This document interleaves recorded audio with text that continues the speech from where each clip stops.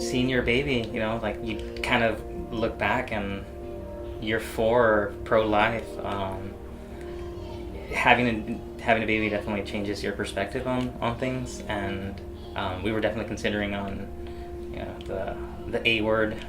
But I'm so glad that we didn't, and we actually discussed it, talked about it, and it was for the best, you know. Like, there's so many consequences in through abortions that the labs told us about, like, that people just like want you to have abortions, but they don't tell you like the effects of it, like the negative effects, like you might not be able to have babies, and then it's just like a industry kind of like that. They just want to get you for your money, but they don't tell you how it's gonna affect you in the long run. Like, they might damage you, and like by when you're having the abortion. And also like psychologically as well. Being a female and going through an abortion will definitely have impacted her, and that's something I didn't want her to go through as well. We decided on keeping it. Come here. Oh, boy. This is Maximilian Theo Walpa Moran.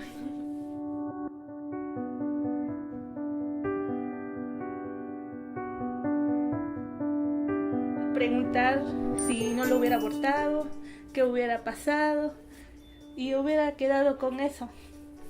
Pero gracias a mi consejera Betty, pues sí, me ayudó mucho. Y pues ella hizo todo lo posible para que yo no hiciera una tontería en mi vida. Y ahorita mi bebé pues está creciendo bien, está sana, porque me dijeron el sexo de mi nena y pues va a ser niña. Entonces pues estoy feliz, muy feliz a pesar por las noticias que me habían dado en el primer hospital. Pues ahora me siento muy aliviada de no haber hecho las cosas sin antes consultarlo con alguien. Y pues le agradezco a Dios que me haya puesto la institución y la consejera Betty, que pues de cierta manera ella me ayudó a que reaccionara y a tomar una decisión positiva.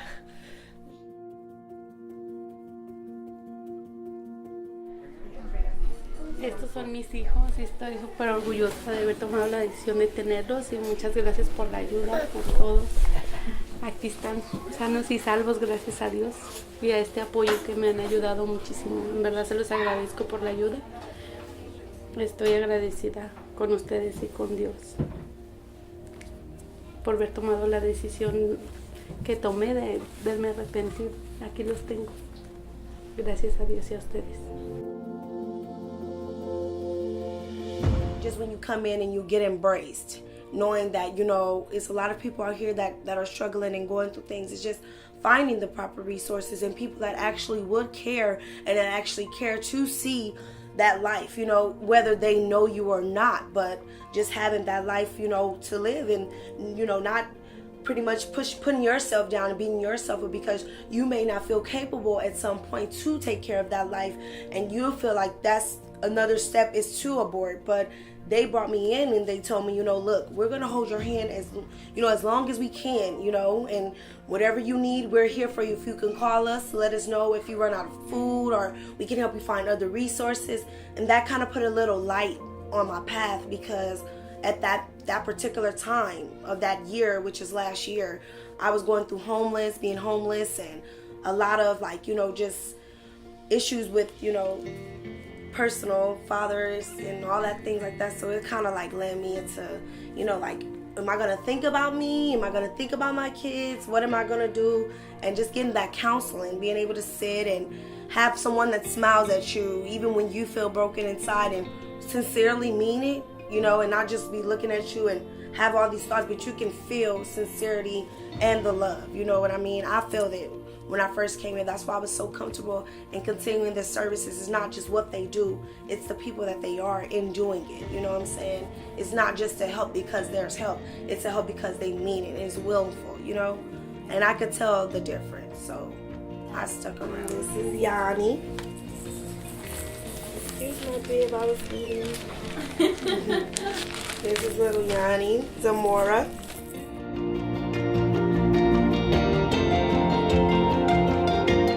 Porque yo en sí no quería, pero la desesperación que me tenía él tan agobiada que decía que en sí no quería el niño y que me lo sacara. Pues volví otra vez y encontré la otra oficina aquí y vine. Igual me ayudó mucho también, lo mismo que la otra muchacha, que yo no tenía por qué desquitarme con el niño porque el niño no tenía la culpa. El problema era de adultos, no con él. Y la verdad sí. Ya ahorita ya estoy en los 9 meses, a finales de este mes, si Dios lo permite, van a ser mi bebé. Y la verdad yo estoy feliz, porque al fin de cuentas es una bendición. Y me siento bien, ya la desesperación, prácticamente me la quitaron acá porque me hicieron entender que la vida es más importante. Y sí. ¿Cómo se siente? No, la verdad, estoy feliz. Porque gracias a esta oficina, mi bebé está vivo y lo voy a disfrutar. Y la verdad, los problemas que uno tiene a veces lo incitan a cometer errores, porque esos son errores muy graves. Y qué bueno que hay de estas oficinas, porque si no, imagínese. Pienso que estuviera muy arrepentida de haberlo hecho. Y gracias a Dios no. Y lo tengo. Y ya para finales de este mes ya lo voy a tener en mis brazos, que va a estar mucho mejor. Sí.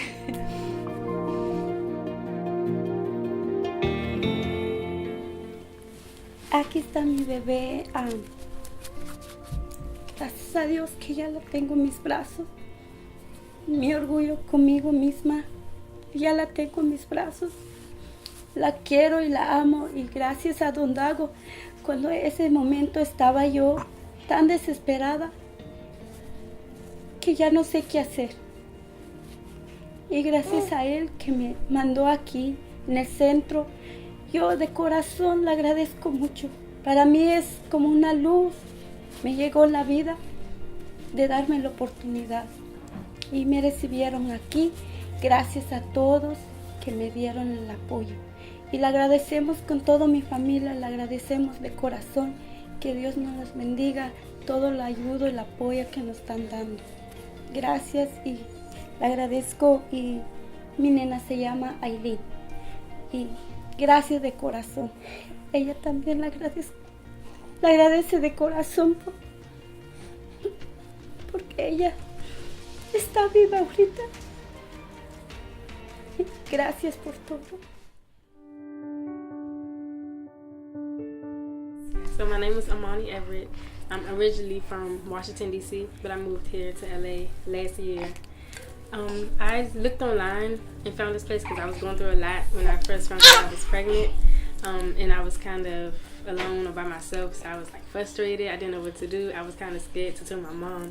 But I had came here and I had met with Alma, and she was the one who actually confirmed my pregnancy. So when I found that out, I was like kind of nervous still because my mom didn't know about it.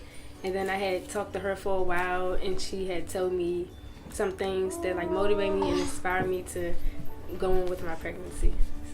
That's incredible. And how did you find out about the Los Angeles Pregnancy Services? I had went online. I was looking at different places, and this was actually the first one that came up. And I seen it had 4 stars, and it was one of the best services.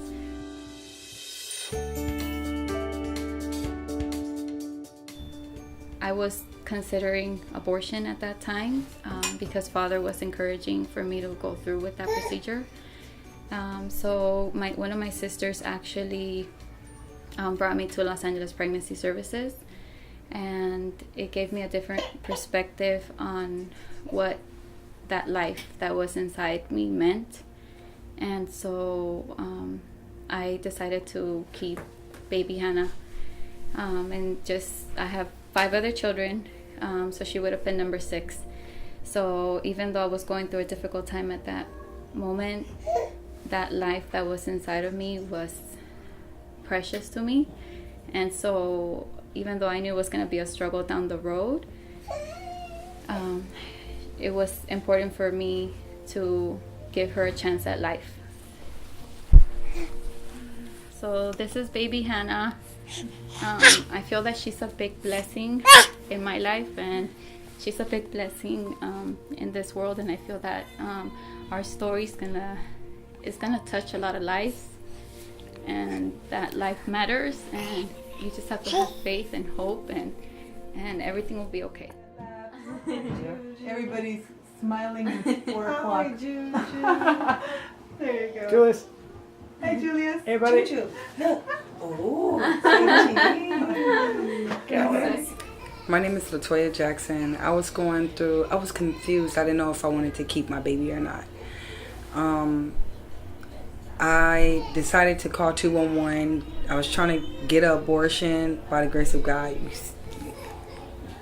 the staff that was here saved my baby's life. My son was diagnosed with trisomy 13, and the lady here was like, "Stay strong. That it's a low chance if everything with the baby coming out like that." So, when you came here, what services were they able to offer you, and what was the most important thing to you? that she gave me hope, and she kept working with me as much as possible, and I decided to keep him, and everything's been fine. I've been here every month. I feel like family. This feel like family. When times got hard for me, she motivated me to stay strong, keep going. You could do this. Everything. I really should have made her his godmother, because by the grace of God, she saved his life. So that's how I feel.